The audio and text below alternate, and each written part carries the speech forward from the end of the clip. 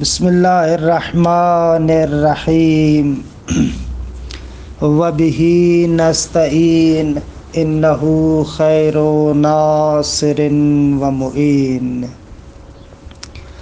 وصلی اللہ علی محمد وآلہ الطاہرین۔ الحمدللہ ہماری گفتگو بدایت الحکمت کے 11ویں مرحلے میں ہے۔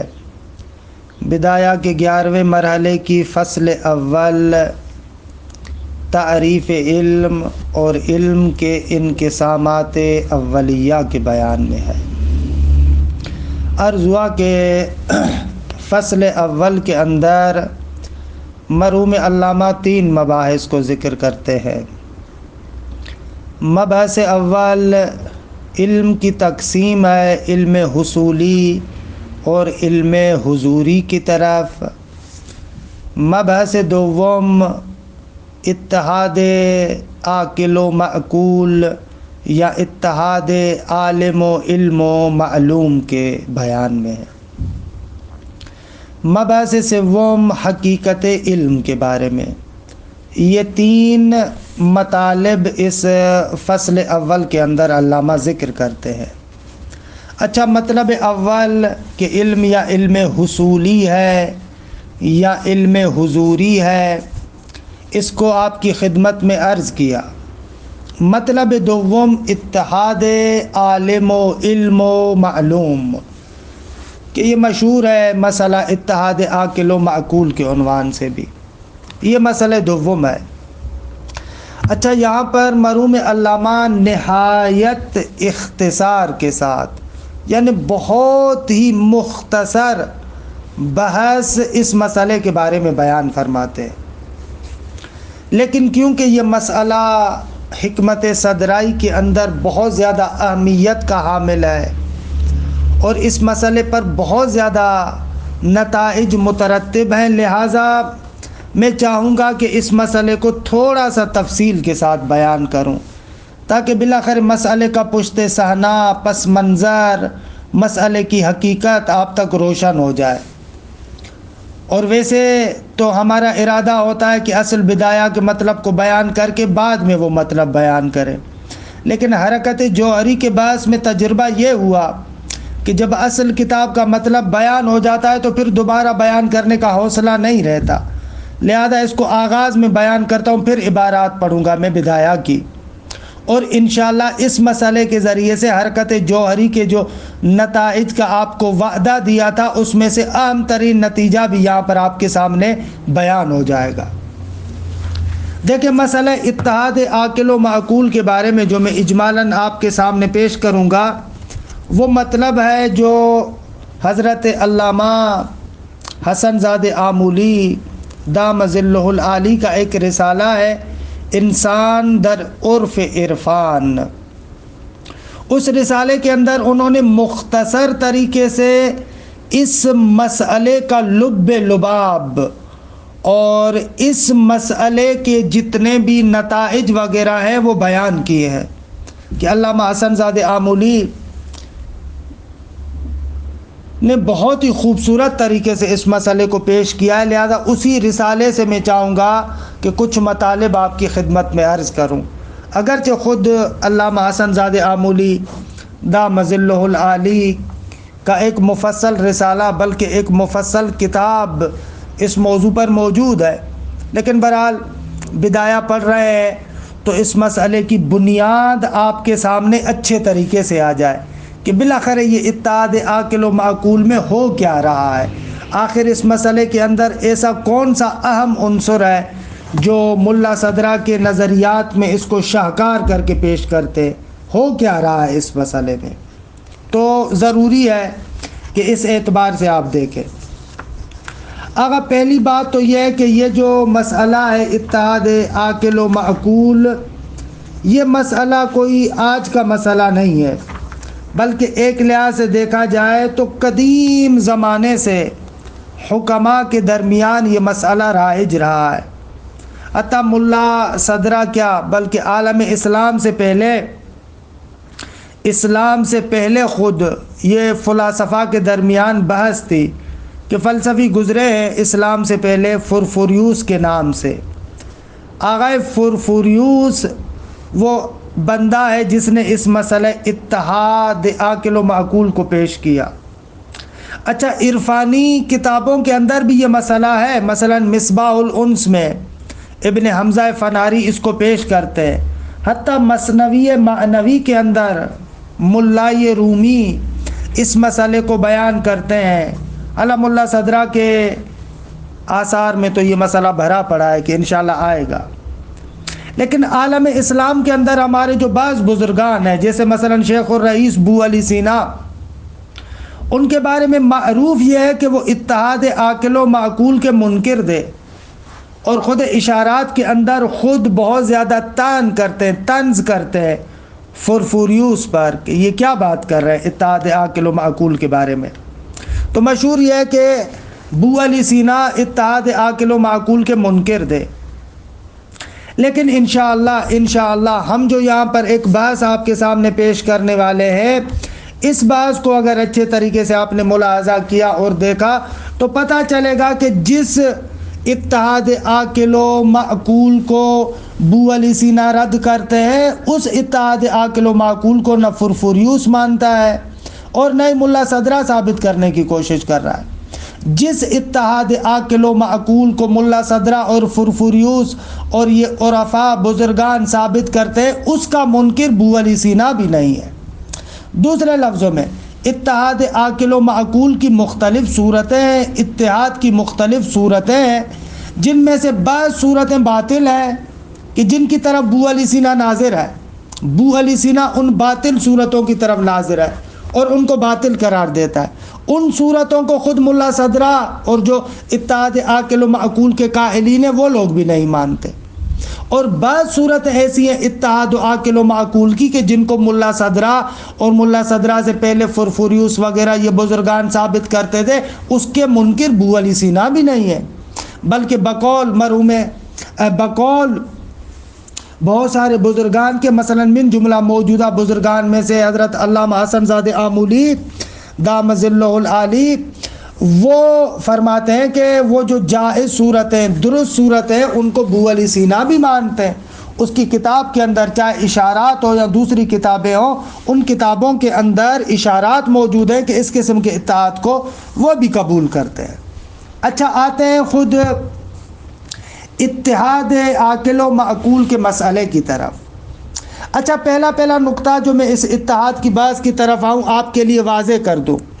یہ جو ہم بحث کہتے ہیں نا اتحاد عاقل و معقول، اس سے بہتر ہے کہ آپ تعبیر استعمال کریں اتحاد عالم و علم و معلوم، کیونکہ عاقل کہتے ہیں تو ایسے لگ رہا ہے کہ آپ فقط مرحلہ ادراک عقلی کی بات کر رہے ہیں، کلیات کی بات کر رہے ہیں.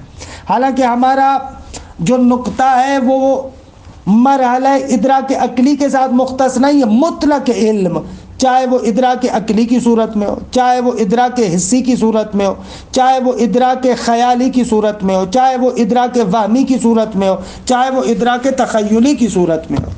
یعنی اتحاد عالم و معلوم ہے.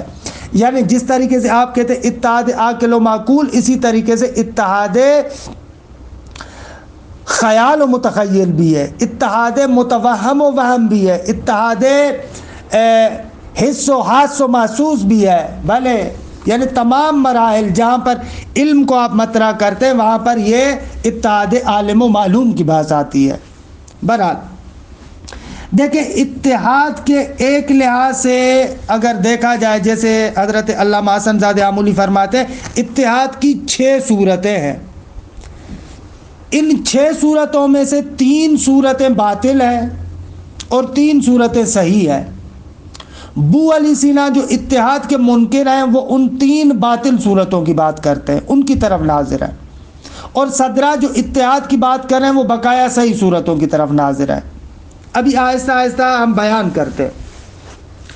اگر اتحاد کی پہلی قسم اور پہلی صورت یہ ہے کہ 2 وجود جو ایک دوسرے کے عرض میں ہے، ایک دوسرے کے مقابل ہے، یہ دونوں وجود جو ایک دوسرے کے عرض میں ہیں، مقابل ہیں، وہ دونوں اتحاد پیدا کریں۔ مثال، وجود زید وجود امر کے مقابلے میں در عرض ہم ہے، ایک دوسرے کے مقابل ہے، دو وجود ہے، وجود زید اور وجود امر۔ ایک صورت یہ ہے کہ ہم کہیں کہ جو دو وجود ایک دوسرے کے مقابل ہیں، جو در عرض ہم ہے، وہ دونوں وجود اتحاد پیدا کریں، یعنی وجود زید وجود امر دونوں متحد ہو جائیں، ایک ہو جائیں۔ ایک اتحاد کی صورت یہ ہے کہ ظاہر سی بات ہے کہ قطعاً یہ صورت باطل ہے اور محال ہے۔ کوئی بندہ نہیں کہتا کہ دو وجود جو ایک دوسرے کے عرض میں ہے اور ایک دوسرے کے مقابل ہے، وہ دونوں متحد ہو کر ایک وجود ہو جاتے ہیں، یہ بات کوئی نہیں کہتا۔ اچھا، یہ ہو گئی ایک قسم اتحاد کی اور ایک صورت جو باطل ہے۔ دوسری صورت یہ ہے کہ دو مفہوم جو ایک دوسرے کے مقابل ہے، دو مفہوم جو دونوں مفہوم در عرض ہم ہے، ایک دوسرے کے مقابل ہے، وہ دونوں مفہوم متحد ہو جائے۔ مثلا مفہوم پین اور مفہوم قلم، دو مفہوم ہیں، ایک دوسرے کے مقابل ہے۔ مفہوم در اور مفہوم دیوار، دو مفہوم ایک دوسرے کے مقابل، یہ دونوں مفہوم مفہوم واحد ہو جائے، متحد ہو جائیں، اتحاد پیدا کرے۔ خب یہ دوسری صورت بھی باطل ہے۔ کوئی بندہ نہیں کہتا کہ جو دو مفہوم ایک دوسرے کے عرض میں ہیں اور ایک دوسرے کے مقابل ہیں، وہ دونوں ایک ہو جائیں، نہ عزیز من، یہ دوسری صورت بھی باطل ہے۔ تیسری صورت جو اتحاد کی ہے وہ یہ ہے کہ دو ماہیتیں جو ایک دوسرے کے عرض میں ہیں، ایک دوسرے کے مقابل ہیں، مثلا ماہیت انسان اور ماہیت بقر، دو ماہیتیں ہیں، ماہیت انسان اور ماہیت حمار گدھا، دو ماہیتیں ہیں۔ خب یہ دونوں ماہیتیں متحد ہو جائیں، ایک ہو جائیں، فرماتے ہیں کہ یہ صورت بھی باطل ہے کہ دو ماہیتیں جو ایک دوسرے کے عرض میں ہیں اور مقابل ہیں، وہ دونوں متحد ہو جائیں اور ایک ہو جائیں، یہ غلط ہے۔ یہ تینوں صورتیں کہ جن تینوں صورتوں میں ہم کہتے ہیں کہ اتحاد غلط ہے، اور ابو علی سینا جو اتحاد کے منکر ہیں اور جو دلائل دیتے ہیں وہ ان صورتوں کی طرف ناظر ہیں۔ دو وجود جو ایک دوسرے کے عرض میں ہیں، مقابل ہیں، وہ ایک ہو جائے۔ دو مفہوم جو ایک دوسرے کے عرض میں ہیں اور مقابل ہیں، وہ ایک ہو جائے۔ دو ماہیات جو ایک دوسرے کے عرض میں ہیں اور مقابل ہیں، وہ ایک ہو جائے۔ خب یہ باطل ہے، اس کو کوئی نہیں مانتا۔ یہ تین صورت اتحاد کی باطل۔ اچھا، آ جائیں چوتھی صورت کی طرف کہ چوتھی، پانچویں اور چھٹی صورت یا چوتھی، پانچویں اور چھٹی قسم یہ اتحاد کی درست ہے۔ چوتھی قسم میں یہ کہتے ہیں، ہم کہتے ہیں کہ مختلف معانی اور مفاہیم وجود واحد کے ساتھ موجود ہوں۔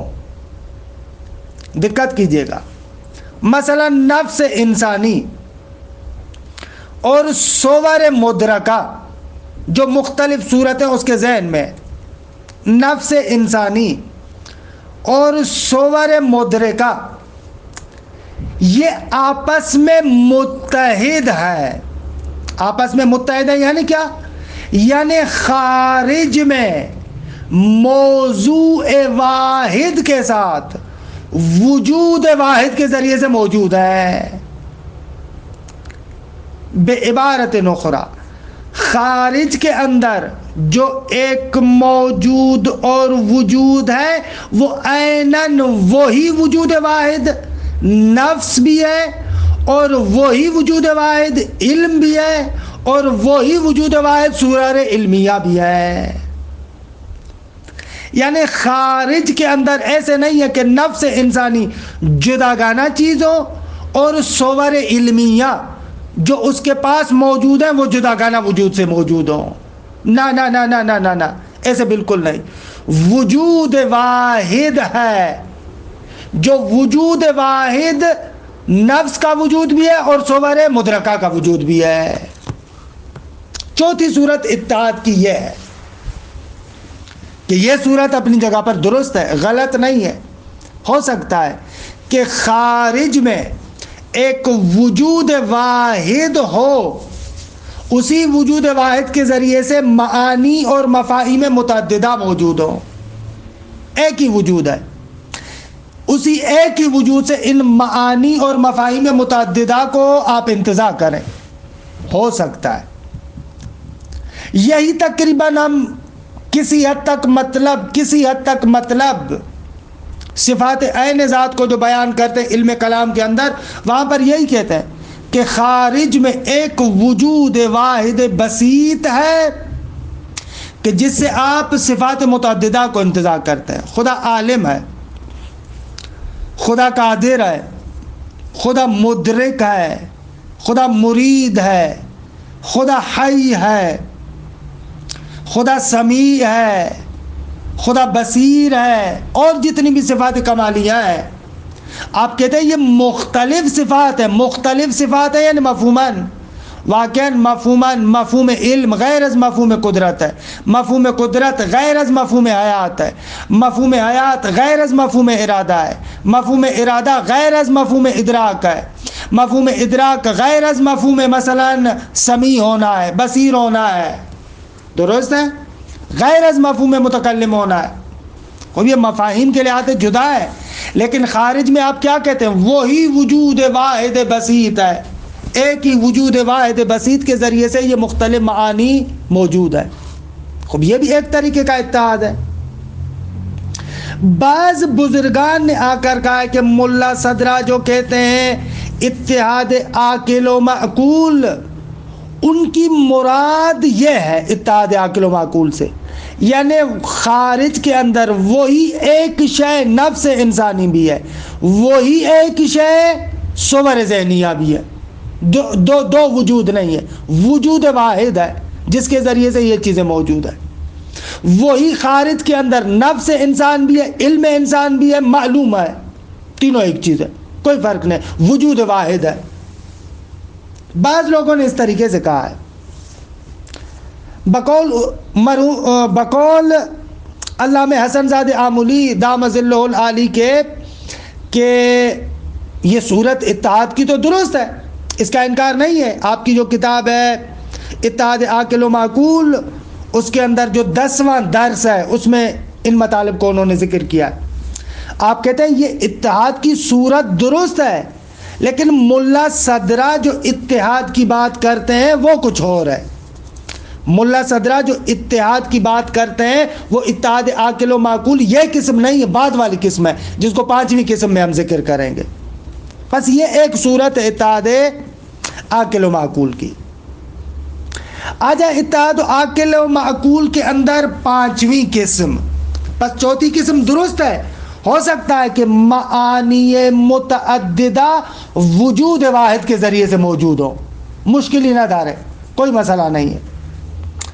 5ویں قسم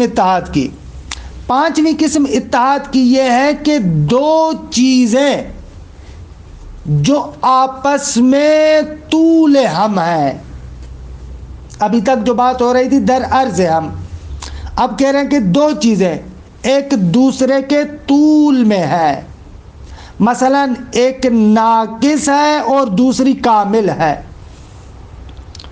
تو ناقص مرحلہ کامل کے ساتھ متحد ہو جائے، ناقص مرحلہ کامل کے ساتھ اتحاد پیدا کرے۔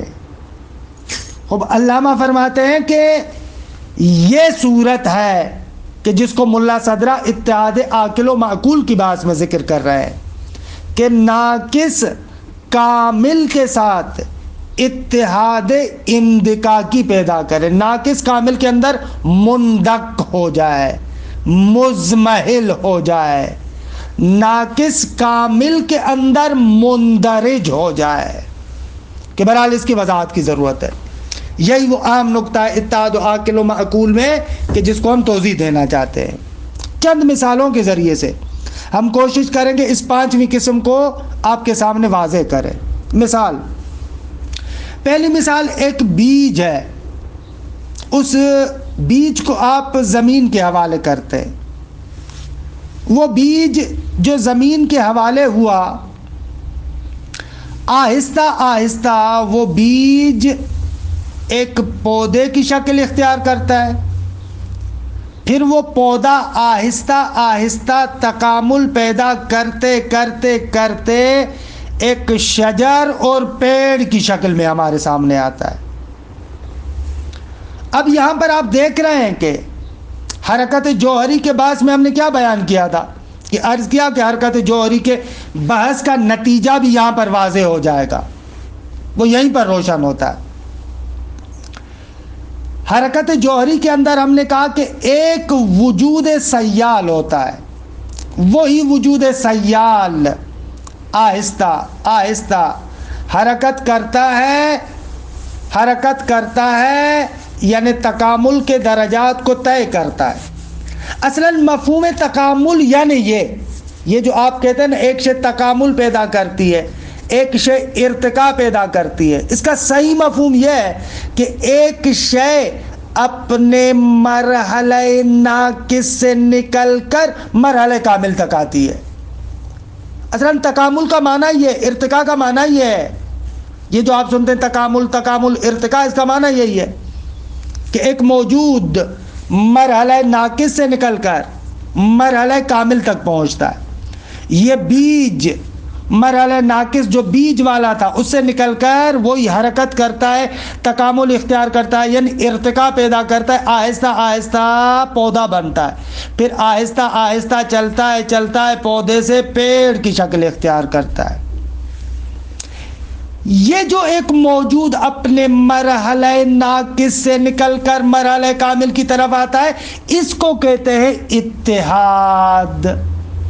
بس اتحاد کا 5واں معنی یہ ہوا کہ ایک ہی موجود ہے، منتہا ایک موجود کے وجود کے مراتب ہے، ایک مرتبہ ناقص ہے، ایک مرتبہ کامل ہے، حالا مرتبہ ناقص سے نکل کر مرتبہ کامل کی طرف ارتقا پیدا کر، یہ بھی اتحاد ہے۔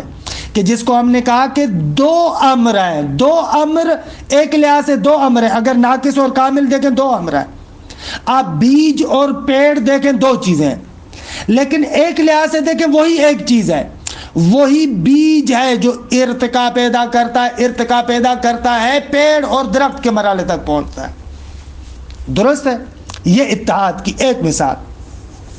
اچھا دوسری مثال بھی دوں میں آپ کو، دوسری مثال جیسے انسان، اگر انسان شروع میں نطفے کے مرحلے میں، وہی نطفہ مبدل ہوتا ہے، تبدیل ہوتا ہے علقے میں، وہی علقہ مبدل ہوتا ہے، تبدیل ہوتا ہے مضغے میں، وہی مضغہ ہے جو مبدل ہوتا ہے، تبدیل ہوتا ہے مثلا بچے کی شکل میں، وہی بچہ مبدل ہوتا ہے، تبدیل ہوتا ہے مثلا جوان کی شکل میں، وہی جوان مثلا بعد میں مبدل ہوتا ہے، تبدیل ہوتا ہے ایک کامل مرد کی شکل میں۔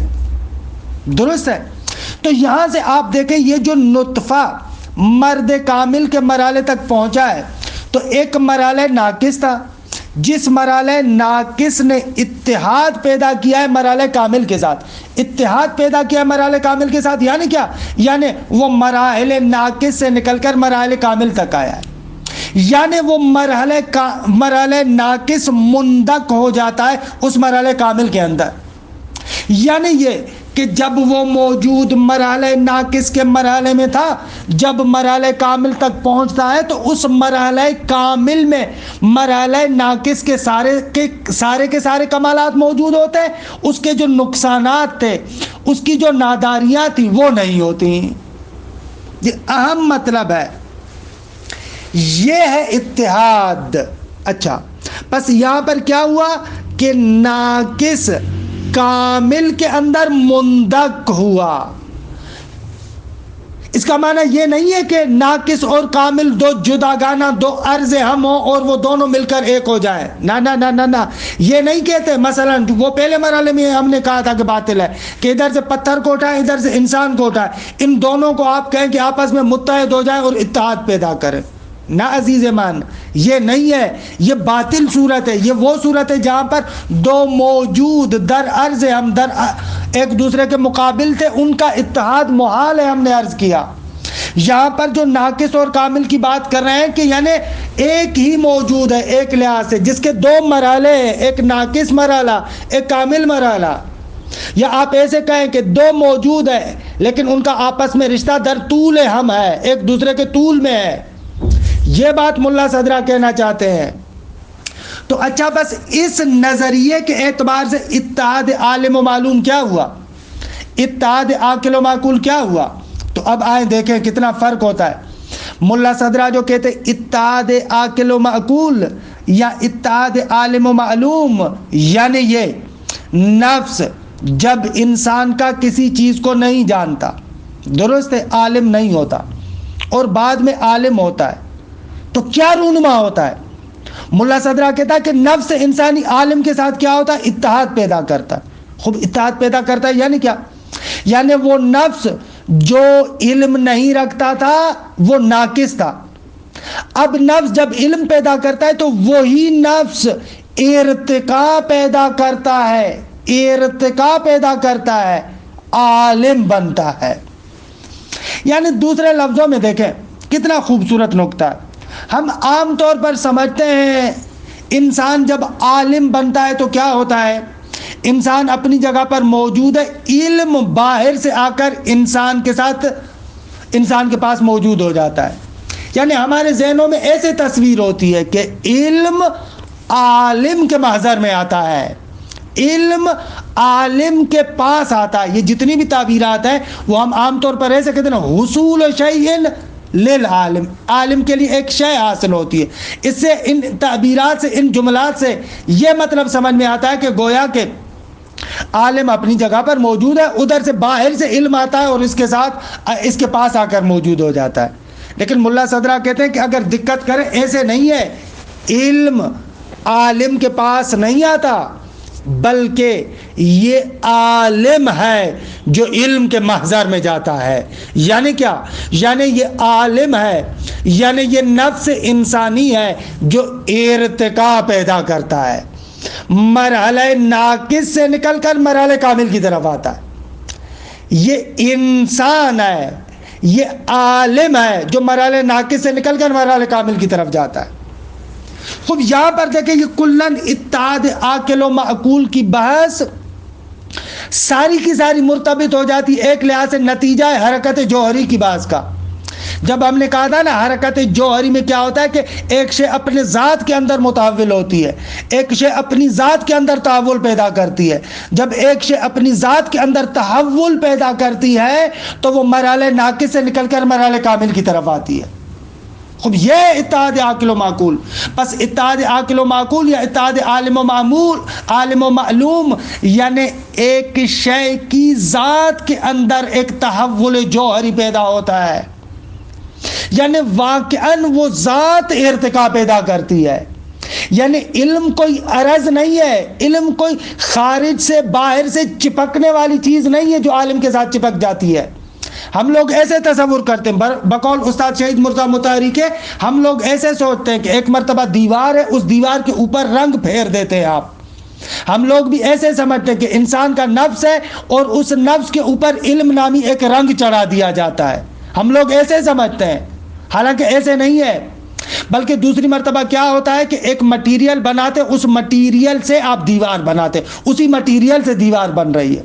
تو مولا آغا مرزا مطہری رحمۃ اللہ علیہ فرماتے ہیں کہ اتحاد عاقل و معقول میں بھی ایسے ہی ہوتا ہے کہ انسان کی ذات، انسان کا نفس، وہ خود علم نامی مٹیریل کے ساتھ، حالانکہ اس تعبیروں پر آپ ہمیں زیادہ سختی نہ کیجئے گا کہ میں مٹیریل کہہ رہا ہوں، میں مادہ کہہ رہا ہوں، بھلے ایک معنی میں مادہ کہہ رہا ہوں، نہ کہ وہ مادہ اولا کے معنی میں۔